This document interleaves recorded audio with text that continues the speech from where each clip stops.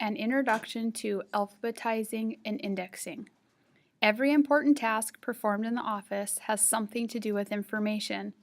We create information, distribute it, receive, store, and retrieve it, and eventually we transfer or dispose of it.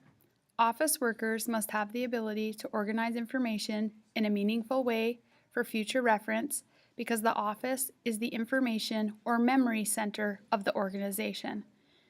Consider how difficult it would be to function without a memory. We store enormous amounts of information in our minds that are vital to our everyday existence. Imagine forgetting where you live, who your friends are, or how to read and write. Often we can recall or retrieve information from our memories when we need it. Sometimes we cannot. Information has a way of getting joggled in our minds, misplaced or temporarily, sometimes permanently, lost, especially when we need it the most. We forget names, telephone numbers, where we put things, formulas, and how to spell accommodate and occasion. Well, a business cannot function without a memory. When information is not available or lost, a business suffers the same disability that a person with a memory loss does. Operation is impaired. Office surveys reveal that if office records are misplaced or lost, locating or recreating them is costly. Approximately 3% of paper records are misfiled, and about 7.5% are lost completely.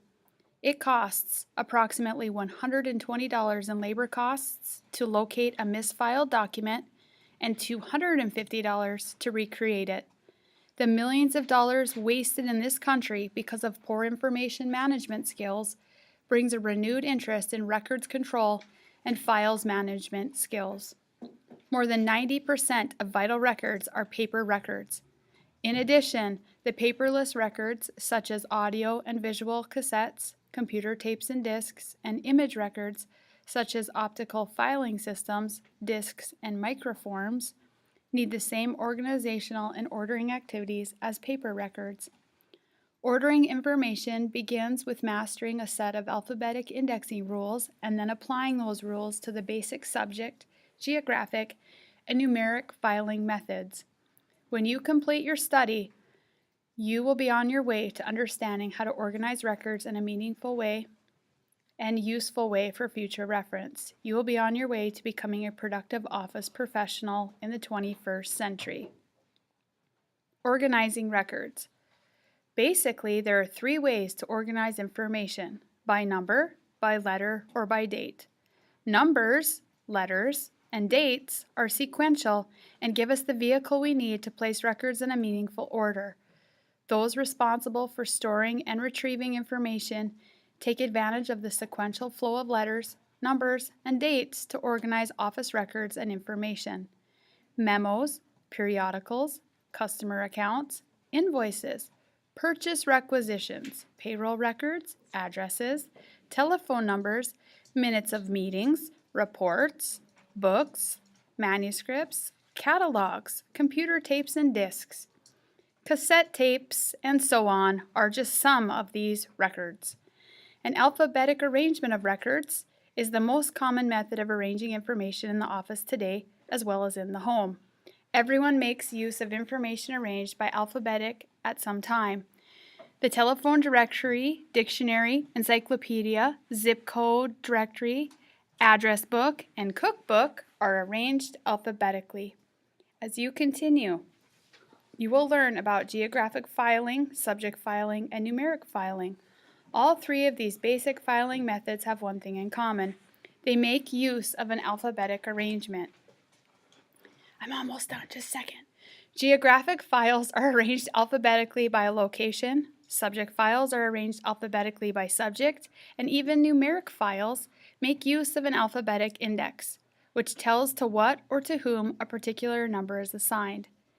Alphabetic filing in the office is relatively simple if you know the alphabet and a set of commonly used alphabetic indexing rules. Before the name of a person, a company, an organization, or a government agency can be filed alphabetically, someone must determine what part of the name to look at, first, second, third, fourth, and so on. That's why indexing rules are important. The rules help to determine what part of a name to use first when the name is alphabetized. Indexing and alphabetizing. Indexing and alphabetizing are two separate skills. Single names, such as House, James, University, and Victoria, cannot be indexed. These words and names can be alphabetized, though, just as words are alphabetized in the dictionary. Only names consisting of two or more words can be indexed. Indexing is a process of determining from two or more words in a name which word will be considered first, second, third, and so on when the name is filed. Indexing rules are based on common sense. How do you determine, for example, whether the name Susan Foster will be placed alphabetically under S for Susan or F for Foster? Well, how many Susans do you know? Probably many. If personal names were filed by first names, you would have to scan pages of Susans to find the one name you want. It makes good sense to alphabetize personal names first by the most distinctive, most meaningful part of the name, which is the last name, or surname. Indexing rules help you to make these important decisions.